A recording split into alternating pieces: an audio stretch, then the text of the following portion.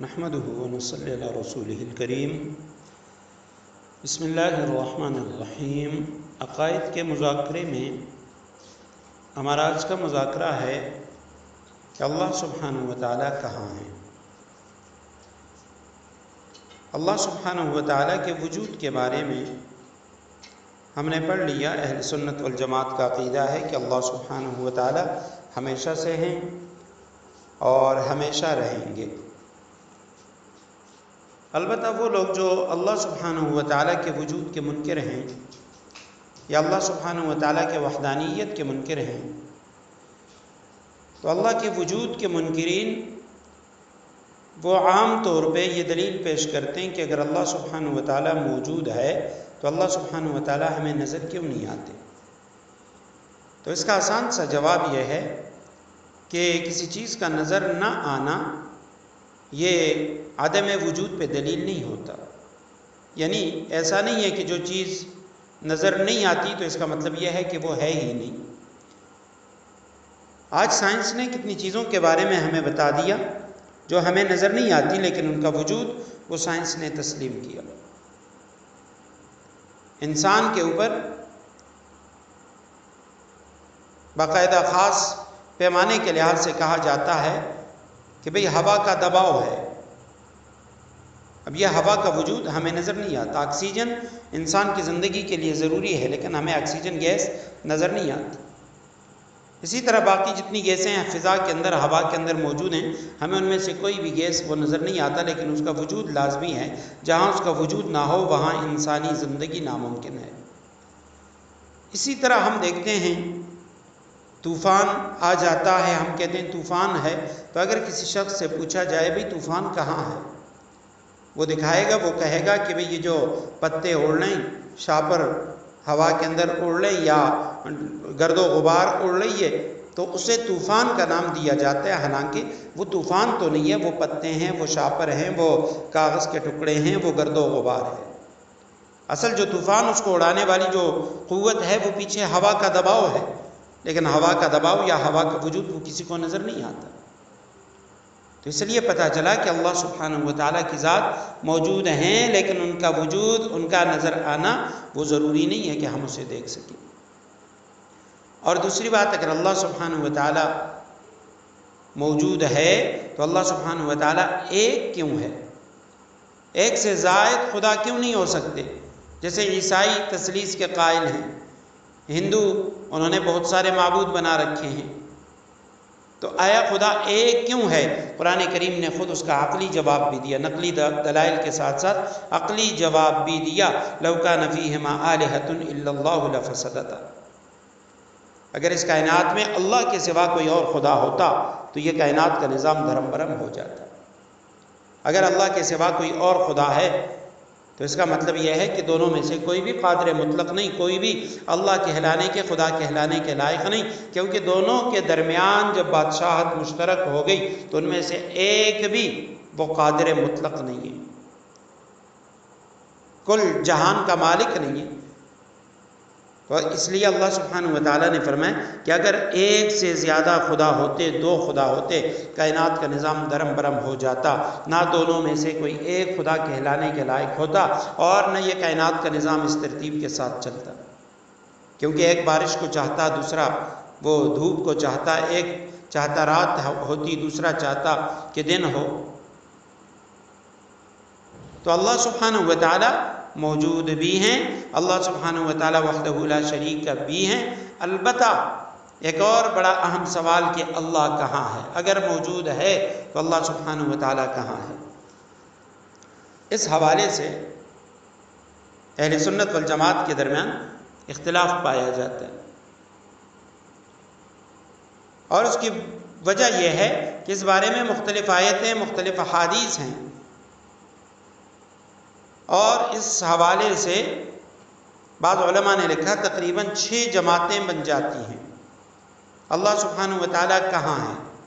ہاں اتنی بات یاد رکھنی چاہیے، اللہ سبحانہ وتعالی واجب الوجود ہے، ہمیشہ سے ہے، ہمیشہ رہیں گے، وہ تمام چیزوں کا خالق ہے اور اس میں فنا نہیں، اس پر فنا نہیں، اس کے لیے اللہ سبحانہ و تعالیٰ کی ذات و صفات کے لیے بھی فنا نہیں ہے، اور اللہ سبحانہ و تعالیٰ جہت سے پاک ہے، کسی جہت میں نہیں ہے، اوپر نیچے دائیں بائیں نہیں، کیفیت سے پاک ہیں۔ انسانوں اور چیزوں میں جو مختلف کیفیات ہوتی ہیں، اللہ سبحانہ و تعالیٰ میں یہ نہیں ہے، کیونکہ اللہ خود کیفیت کو پیدا کرنے والا ہے، تو اللہ میں کیفیت کیسے ہوگی؟ اللہ کی طرح کوئی چیز نہیں، نہ صفات میں اس کی مثل ہے، نہ ذات میں کوئی اس کی مثل ہے۔ تو اب اس حوالے سے آج کل عام طور پہ دو طرح کے نظریے پائے جاتے ہیں، اور اس بحث کو نام دیا جاتا ہے استواء علی العرش کا۔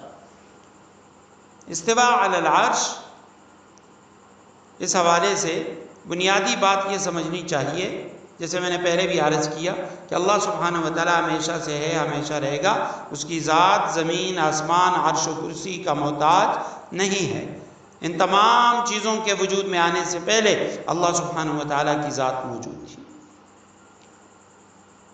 اہل سنت والجماعت کا عقیدہ یہ ہے، وہ یعنی علماء دیوبند کا اور اس کے علاوہ اہل سنت میں سے بہت سارے لوگوں کا، بہت ساری جماعتوں کا، کہ اللہ سبحانہ و تعالیٰ اپنی شان کے مطابق ہر جگہ موجود ہے۔ کس کیفیت سے موجود ہے؟ ذات کے ساتھ موجود ہے یا علم و قدرت بصیرت کے ساتھ موجود ہے؟ اس کے بارے میں وہ بحث نہیں کرتے، کیونکہ اللہ سبحانہ و تعالیٰ جہت و کیفیت سے پاک ہے۔ اور ان حضرات کے جو دلائل ہیں، قرآن کریم کی آیتیں، هُوَ مَعَكُمْ أَيْنَمَا كُنْتُمْ وَلَا أَدْنَىٰ مِنْ ذَلِكَ وَلَا أَكْثَرَ إِلَّا هُوَ مَعَهُمْ إِذَا سَأَلَكَ عِبَادِي عَنِّي فَإِنِّي قَرِيبٌ۔ اس کے علاوہ اور بھی بہت ساری آیات ہیں، احادیث ہیں، جن سے پتہ چلتا ہے کہ اللہ سبحانہ و تعالیٰ ہر جگہ موجود ہے، لیکن مکان اور کیفیت کے بغیر ہے۔ اس میں سے عمومی طور پہ اہل حدیث حضرات وہ بڑی سختی کرتے ہیں، اور وہ استواء علی العرش سے ظاہری معنی اور فی معنی، یعنی خاص مقام پر موجود ہونا، یہ مراد لیتے ہیں۔ اور جو لوگ اس کے علاوہ خلاف کرتے ہیں، جیسے ہم لوگ اہل سنت دیوبندی بریلوی، تو وہ انہیں بدعتی کہہ دیتے ہیں کہ جی ان کا عقیدہ قرآن کے خلاف ہے۔ قرآن کریم کی 7 آیات سے وہ دلیل پکڑتے ہیں۔ سورہ اعراف کی آیت نمبر 54، ان ربکم اللہ الذی خلق السماوات والارض فی 6 ایام ثم استوى علی العرش۔ ان ربکم اللہ الذی خلق السماوات والارض فی 6 ایام ثم استوى علی العرش، سورہ یونس آیت نمبر 3، سورہ رعد کی آیت نمبر 2، سورہ طٰہٰ آیت نمبر 5، الرحمن علی العرش استوى، فرقان آیت نمبر 59، اور سورہ سجدہ کی آیت نمبر 4 اور سورہ حدید کی آیت نمبر 4، جس میں استواء علی العرش کا لفظ ہے، تو وہ کہتے ہیں اس سے مراد ظاہری معنی کہ وہ خاص مقام پر موجود ہیں۔ اور اسی طرح قرآن کریم کی ایک اور آیت، اَأَمِنْتُم مَّن فِي السَّمَاءِ، ایک باندی کا واقعہ حدیث میں آتا ہے، جس سے نبی علیہ السلام نے فرمایا اَيْنَ اللَّهُ، اللہ کہاں ہے؟ فَأَشَارَ إِلَى السَّمَاءِ، اس نے آسمان کی طرف اشارہ کیا۔ اہل سنت والجماعت وہ فرماتے ہیں کہ یہ جو تمام آیتیں ہیں، ان میں استواء علی العرش کا جو لفظ استعمال ہوا ہے، تو اس سے مراد فوقیت معنوی ہے، بینونت عن العالم، عالم سے بہت زیادہ اونچے ہیں، یہ مراد ہے۔ اللہ سبحانہ و تعالیٰ کے لیے یعنی کل کائنات سے بلندی، تفوق، فوقیت، یہ مراد ہے۔ اور دوسری بات یہ ہے کہ یہ آیات یہ متشابہات میں سے ہیں۔ استواء علی العرش کا معنی کیا ہے؟ عرش پر مستوی ہونا۔ تو اللہ سبحانہ و تعالیٰ انسانوں کی طرح تو نہیں ہے۔ اور بعض علماء نے لکھا کہ دنیا، آسمان، کرسی، عرش کی مثال وہ ایسے جیسے پیاز کے اوپر چھلکے ہوتے ہیں۔ اب یہ جو عرش ہے یہ کل جہان کو محیط ہے، جیسے پیاز کے چھلکے ہوتے ہیں، اب وہ ایک دوسرے کے اوپر ہوتے ہیں، اسی طرح یہ زمین کے اوپر آسمان، آسمانوں کے اوپر دوسرا تیسرا آسمان، عرش، کرسی، تو سب سے اوپر عرش۔ اب یہ عرش جو ہے یہ زمین و آسمان کو چاروں طرف سے گھیرے ہوئے ہیں۔ تو لہٰذا اس کا مطلب یہ ہے الیاذ باللہ اگر ہم یہ کہیں کہ وہ عرش کے اوپر مستوی ہیں، عرش کے ساتھ خاص ہیں، تو پھر تو عرش آسمانوں کے اوپر بھی ہے، زمین کے نیچے بھی ہے، ہر طرف سے اس نے زمین کو گھیرا ہوا ہے۔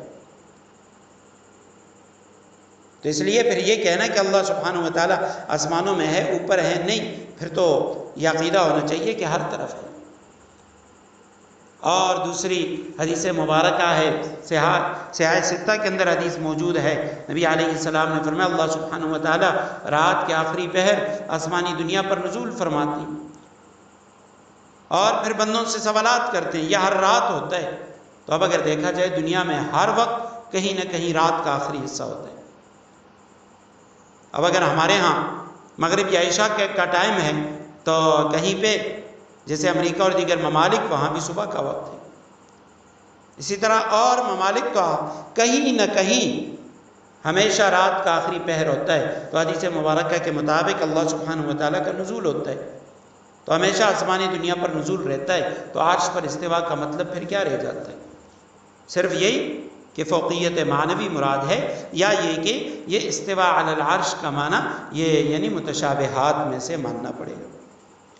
البتہ جب ہم کہتے ہیں کہ اللہ سبحانہ و تعالیٰ کی ذات وہ ہر جگہ موجود ہے، تو وہ لوگ اعتراض کرتے ہیں کہ ہر جگہ کیسے موجود ہے؟ اللہ سبحانہ و تعالیٰ کی ذات وہ ہر جگہ کیسے آ سکتی ہے؟ تو بعض حضرات اس کا جواب یوں دیتے ہیں کہ اللہ سبحانہ و تعالیٰ کی ذات وہ جگہ سے پاک ہے، کیفیت سے پاک ہے، جسم سے پاک ہے۔ جیسے قرآن کریم ہے، اب قرآن کریم اللہ کی کتاب ہے، ایک تو قرآن وہ ہے کہ جو کتاب کے اندر کاغذ کے اوپر لکھا ہوا ہے، اب اس قرآن کے رکھنے کے لیے جگہ کی ضرورت ہے، الماری کی ضرورت ہے، اگر کسی جگہ پہ ہم رکھیں گے تو وہ قرآن کریم جگہ گھیرے گا۔ لیکن ایک وہ قرآن ہے جو حافظ قرآن کے سینے میں ہے۔ اب اگر یوں کہا جائے فلاں کے سینے میں قرآن ہے، تو کوئی شخص وہ پوچھ سکتا ہے کہ بھئی سینے میں قرآن کیسے آ سکتا ہے؟ تو بھئی سینے میں قرآن وہ آتا ہے، یہ اللہ کا کلام ہے۔ تو جیسے اللہ کا کلام قرآن وہ سینے کے اندر، انسان کے سینے کے اندر آ سکتا ہے، اسی طرح اللہ سبحانہ و تعالیٰ کی ذات بھی چونکہ وہ جسم سے پاک ہے، وہ کائنات میں ہر جگہ پر ہے۔ اور بعض لوگ کہہ دیتے ہیں کہ علم کے ساتھ، اہل سنت والجماعت کا عقیدہ یہ ہے علم کے ساتھ نہیں، اللہ سبحانہ و تعالیٰ اپنی ذات کے اعتبار سے کما یلیق بشانی، ہمیں نہیں پتہ کیفیت سے، جسم سے وہ پاک ہیں، لیکن اللہ سبحانہ و تعالیٰ ذات کے لحاظ سے وہ عرش کے ساتھ خاص نہیں بلکہ ہر جگہ موجود ہے۔